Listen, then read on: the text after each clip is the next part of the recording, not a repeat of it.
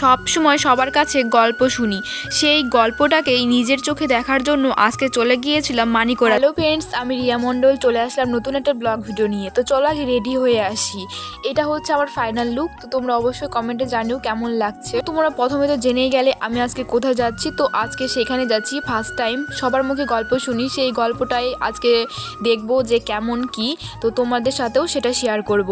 তো আমি বাড়ি থেকে বেরিয়ে গেলাম, বেরিয়ে প্রথমে চলে গেলাম টোটো স্ট্যান্ডে। টোটো স্ট্যান্ড থেকে টোটো নিয়ে 21 মাইল ওখান থেকে বাসে করে আবার সেই জার্নি টোটোতে। তো এইভাবেই আমি পৌঁছে গিয়েছিলাম মানিকোড়া মায়ের কাছে। আর আমার যেতে সেইখানে অনেকটাই লেট হয়ে গিয়েছিল। বাসে বলো টোটোতে বলো এতটা ভিড় কি বলবো। আর সবার মুখে একটাই কথা মানিকোড়া।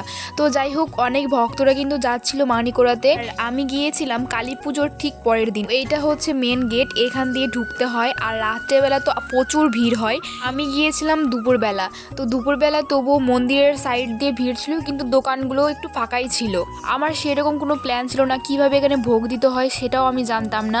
কিন্তু কি বলবো, মায়ের কাজ মাই সব কিছু জোগাড় করে দেয়। কিন্তু আমার খুব ইচ্ছে ছিল যে মানিকোড়া মায়ের কাছে একটু ভোগ বিতরণ করা। মা সেটাই আমার করে দিয়েছে। এই মায়ের গল্প অনেক দিন থেকেই শুনছি, কিন্তু কখনো এই মাকে দর্শন করা হয় না। সত্যি বলতে আমি কালী মাকে দেখে খুবই ভয় পেতাম। আমি কখনো গিয়ে প্রণাম করারও সাহস পেতাম না। এই মাকে দর্শন করলে সত্যি বলছি ভিতর থেকে আলাদা একটা অনুভূতি চলে আসে। আর এই মায়ের অদ্ভুত কিছু জিনিস রয়েছে যেটা আমি এই ভিডিওতে শেয়ার করব না, না হলে ভিডিওটি অনেকটাই লং হয়ে যাবে। এই বিষয় নিয়ে আমি একটা ভিডিও করেছি, পারলে তোমরা সেখান থেকে দেখে আসতে পারো। মন্দির থেকে বেরোনোর পর দেখলাম একটা জীবন্ত কালী। এটা কিন্তু একটা মানুষ সেজে গুজে এখানে দাঁড়িয়েছিল, তো ওনাকে দেখে মনেই হচ্ছিল না যে একটি মানুষ দাঁড়িয়ে আছে। মূর্তির মতন এক পায়ে দাঁড়িয়েছিল লোকটি। ওনার এই রূপটি দেখে আমার সত্যি খুব ভালো লেগেছিল, সেজন্য একটু ভিডিও ক্লিপ নিয়েছিলাম আমি। দেন সেখান থেকে বেরিয়ে একটা গিয়েছিলাম ফুচকা স্টলে। তো সেখান থেকে আমরা দই ফুচকা নিয়ে খেয়েছিলাম। তারপর একটু মেলা ঘুরে বাড়ির দিকে রওনা দিয়েছিলাম। তোমরা কে কে এই মানিকোড়া মাকে দর্শন করতে এসেছিলে অবশ্যই কমেন্টে জানিয়ে যাবে। আমার এই মিনি ব্লগটি এখানে আমি শেষ করছি। ভালো লাগলে লাইক কমেন্ট শেয়ার করে পাশে থাকবে।